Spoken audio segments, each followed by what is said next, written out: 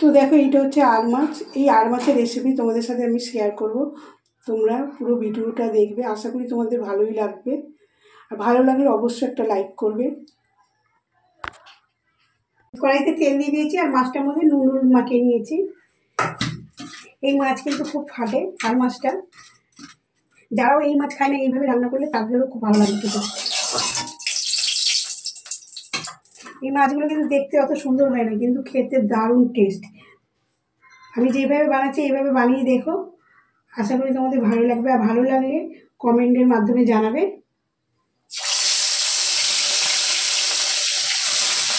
এই মাছগুলো দিয়ে না আরেকটু চলে যাবে খেতে খাতে। দেখো চাপা দিয়ে দিচ্ছি।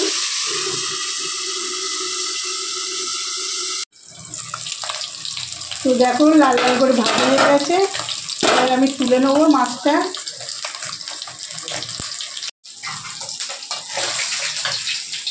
এই মাছ কিন্তু খুব টেস্ট হয় খেতে, যেহেতু সমুদ্রের মাছ।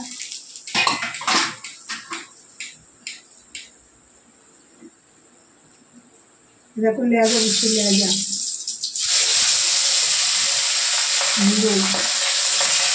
মাছের মাথার দাম।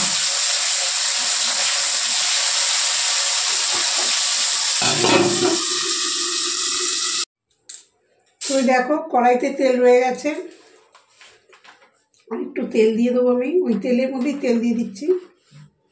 এই মাছ কিন্তু অনেক তৈলাক্ত মাছ। এই দেখো মাছগুলো ভাজা হয়ে গেছে। এই মাছ অনেক তৈলাক্ত মাছ হয়, আর মাছ।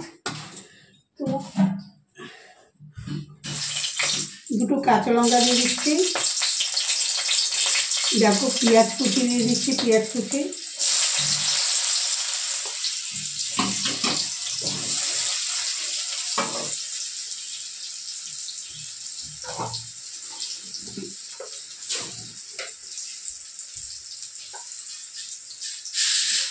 সাদা জিরে ফোড়ন দিচ্ছি।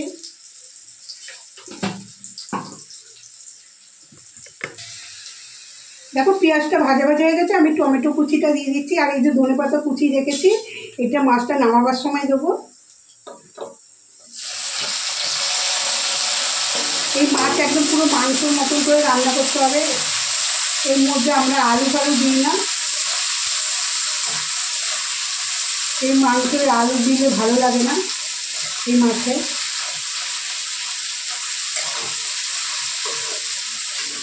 এই আর মাছে না আলু দিলে ভালো লাগে না, টেস্টটা নষ্ট হয়ে যায়। এই জন্য এটা মাছটা শুধু মাংসের মতন করে মশলা করে কষিয়ে রান্না করতে হবে।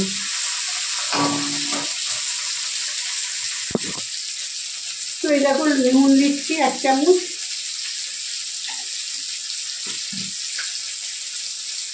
হলুদ গুঁড়ো দিচ্ছি,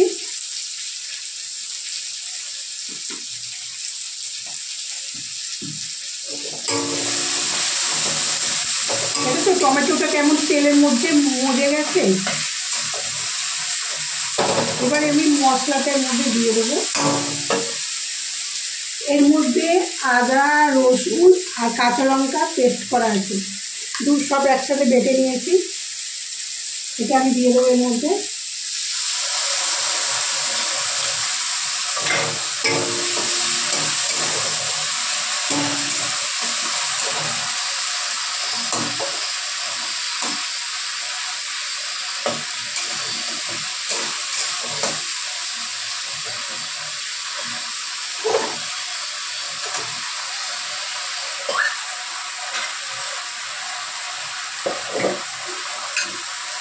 ওই বাটি ধুয়ে মশলার জলটা দিয়ে দিচ্ছি, যাতে না মশলাটা তলায় লেগে যায়।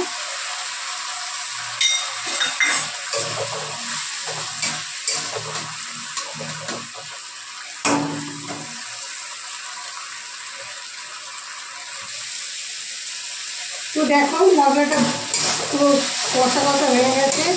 তো এর মধ্যে আমি কাশ্মীরি লঙ্কার গুঁড়ো দিয়ে দেবো।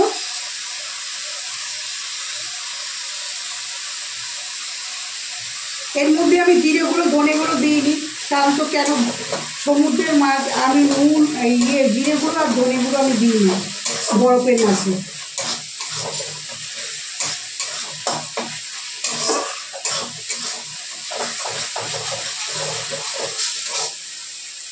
একটু জল দেবো।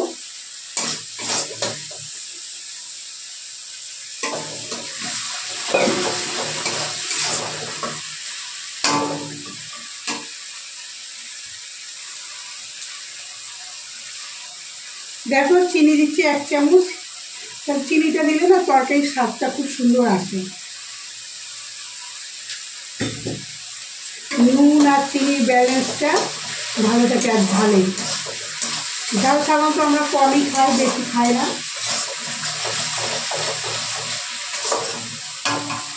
দেখো তেলটা পুরো ছেড়ে দিয়েছে।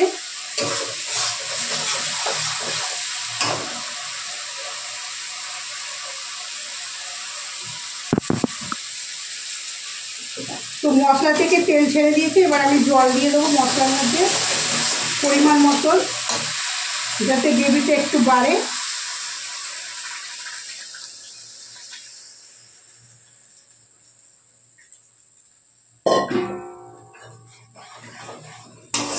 দেখতে পাচ্ছ কালারটা কত সুন্দর এসছে, টেস্টও হয় তরকারিটা। আমাদের বাড়িতে এই মাছ খুব খাওয়া হয়, আর মাছ। কেন সবার ভালো লাগে আর মাছটা। এইরকম পুরো ভাজা গেছে, এবার আমি এক এক করে সব মাছগুলো ছেড়ে দেবো।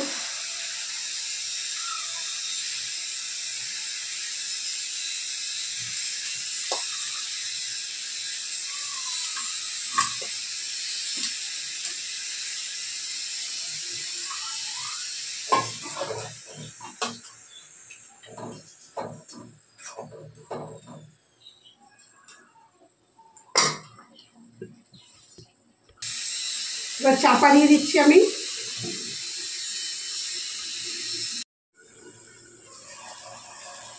তো দেখো ঝোলটা অনেকটা টেনে গেছে, গায়ে মাখা হয়েছে।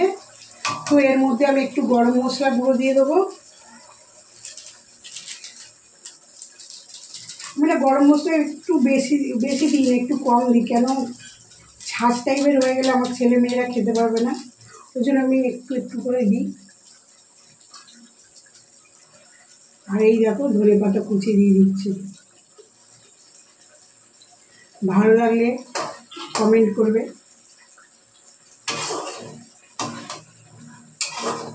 ধনেপাতা যাতে মজে যায় একটুখানি চাপা দিয়ে দিই।